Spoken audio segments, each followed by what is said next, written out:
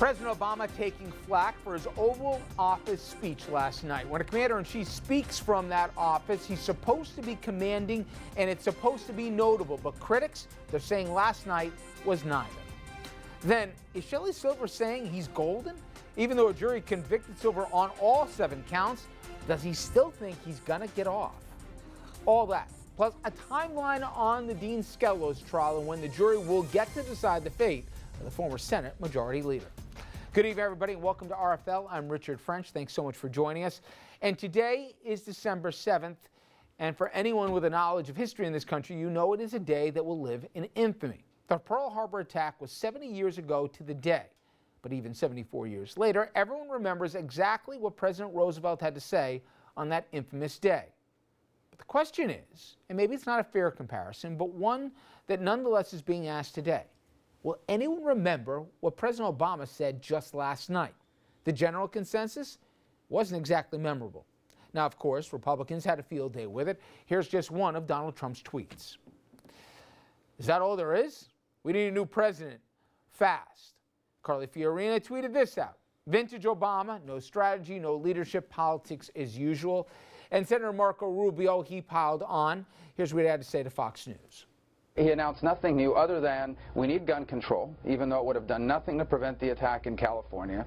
We need to prevent people on the no-fly list from buying these weapons, even though there are people that work for DHS that are on the no-fly list. And by the way, these individuals that conducted this attack would not have been prevented from accessing their weapons.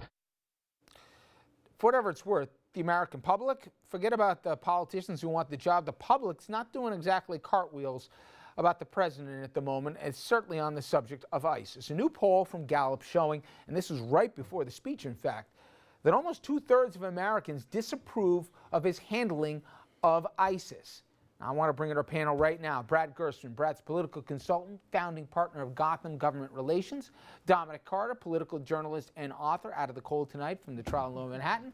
Mike Morey, senior vice president of public relations at SKD Knickerbocker. And Andrew Whitman, our senior political correspondent. All right, I was standing here, guys, a little less than 24 hours ago when the president went up. And while they said, Mike, that this was going to be not a new strategy, this is only the 3rd time this president has used the Oval Office to do a speech in prime time, 8 p.m. last night. All the networks gave him coverage.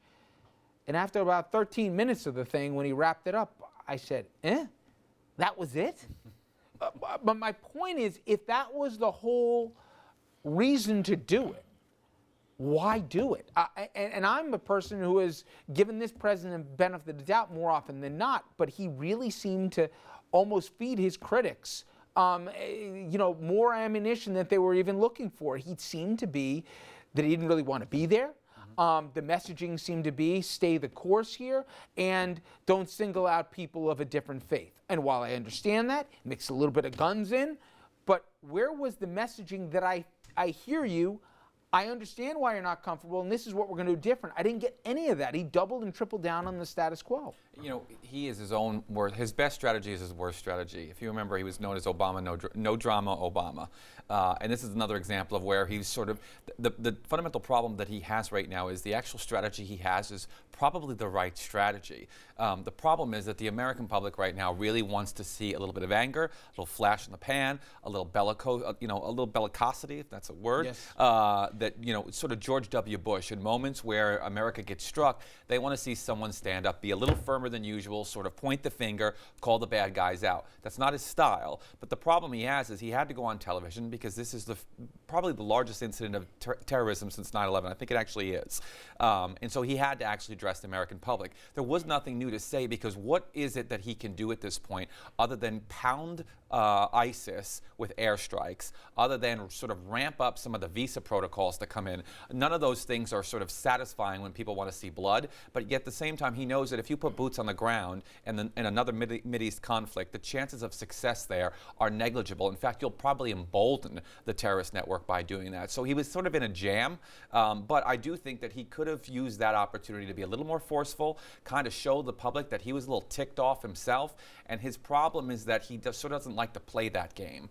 And it shows, it comes across in how he deals with Congress, it comes across across how he deals with crises. He's sort of cool, calm, and collected, and moments where you don't necessarily need to show that you're cool, calm, and collected.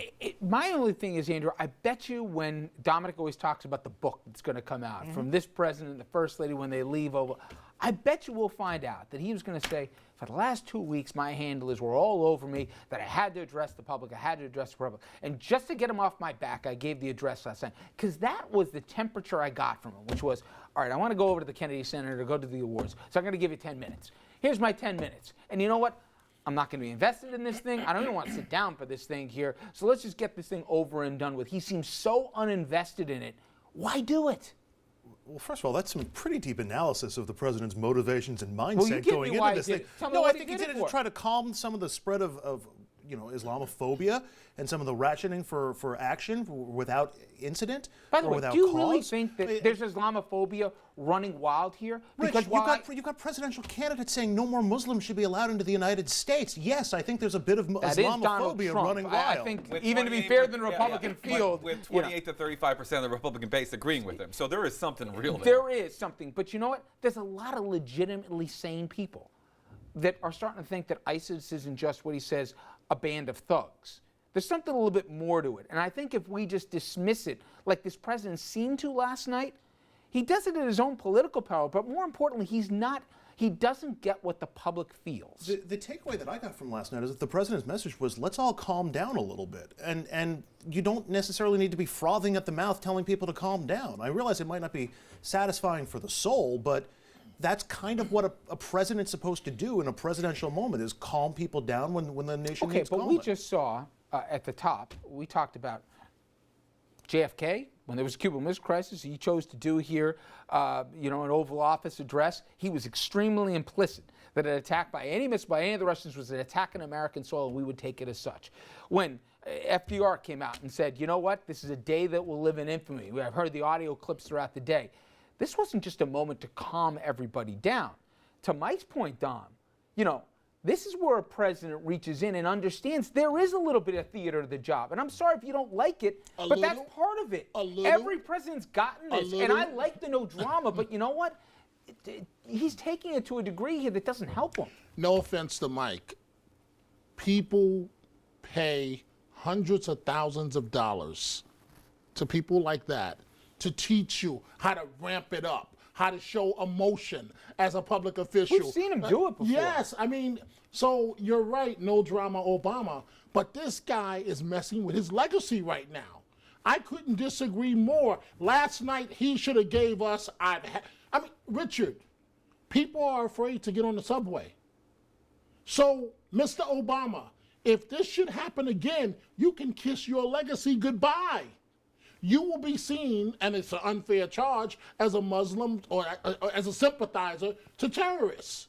I stand corrected. A sympathizer to terrorists. So Mike is right.